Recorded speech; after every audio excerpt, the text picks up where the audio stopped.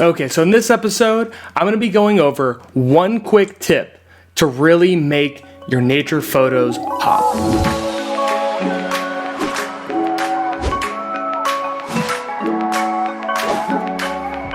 So this tip, it's something that I've been using for quite a while now, and I haven't really seen a lot about it. It's just something that I guess I kind of started doing on my own.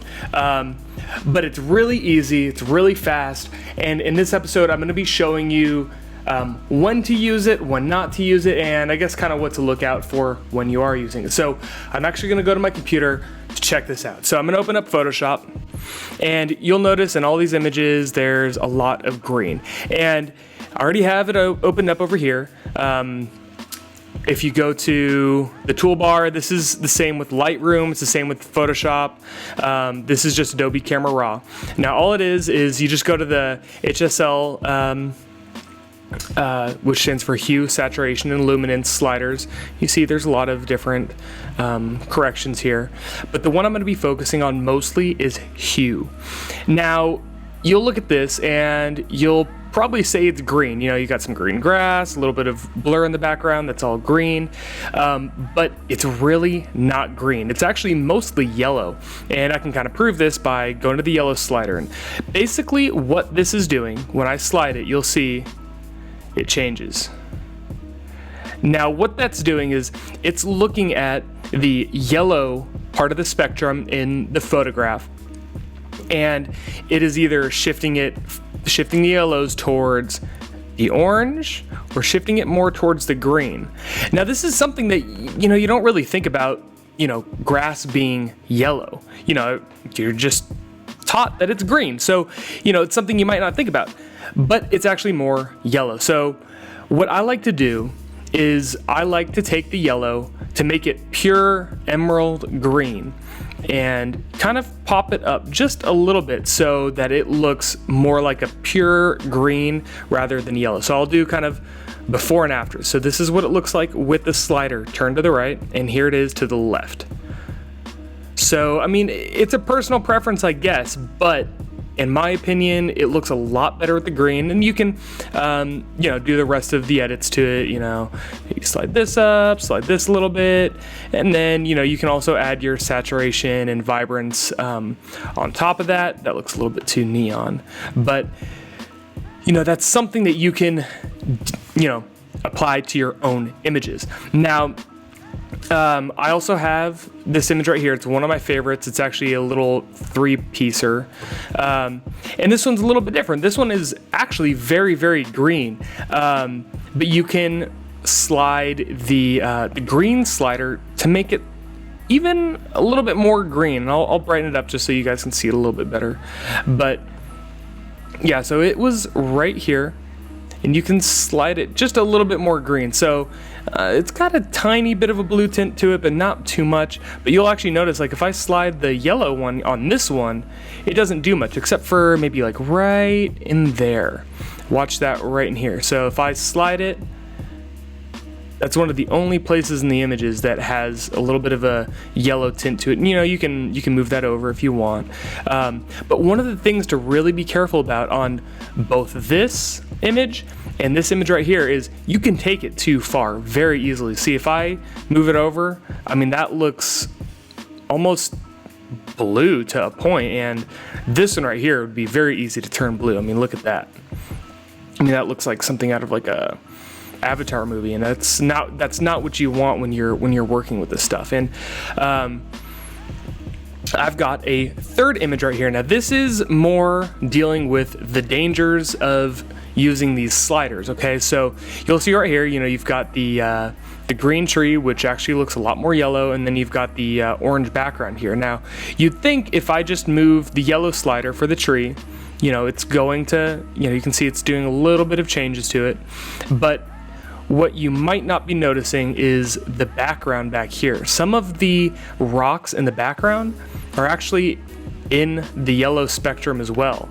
So you see that if I move this, it's changing the leaves here, but it's also changing the rocks in the background. Now that can be a big problem, especially if you're dealing with pictures where maybe, a human skin tone is in the image with some greenery. And I've done it before where, you know, you slide the yellow to try to get a little bit more green in there. And what it ends up doing is kind of turning, you know, your friends or your subjects into, you know, green looking people, which you don't really want, because it's pretty obvious at that point what's going on. And, you know, in this image specifically, you know, I can turn the green up a little bit, and then maybe to counteract the yellow turning green in the background, you know, I can kind of come back here and maybe slide the oranges to a little bit more red. So that's before, and here's after. So you see the green is changing to more green. The background is it's actually turning more orange and more reddish, but that's kind of the goal on this one at least, you know. And then you can of course go back, pop up the vibrance, pop up saturation, whatever you like to do. Now this is going to be, I guess, the final warning about using this is that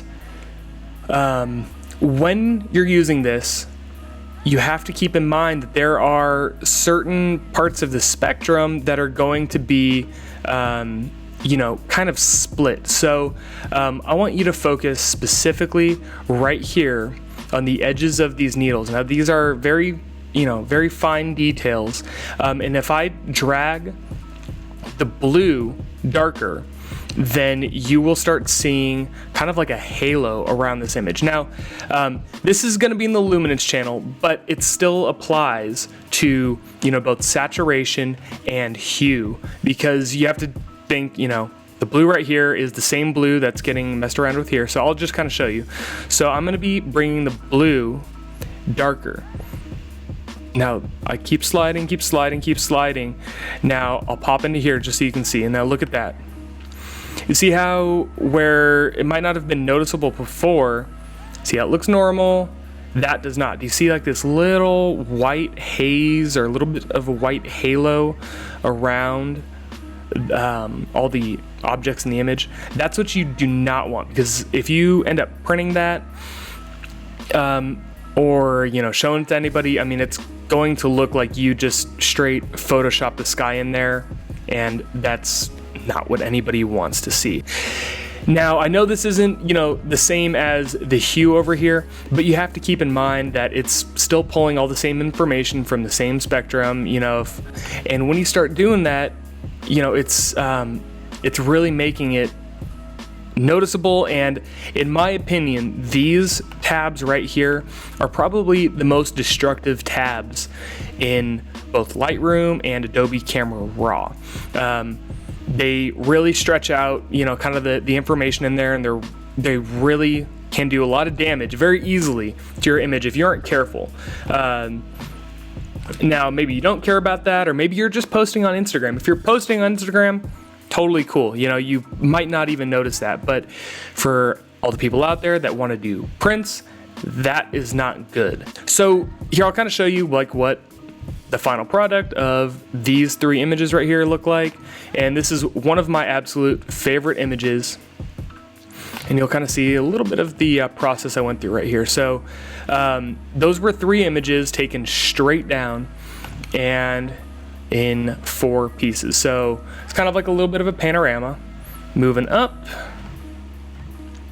And then I added a little bit of a vignette to it and colored in the leaves right there.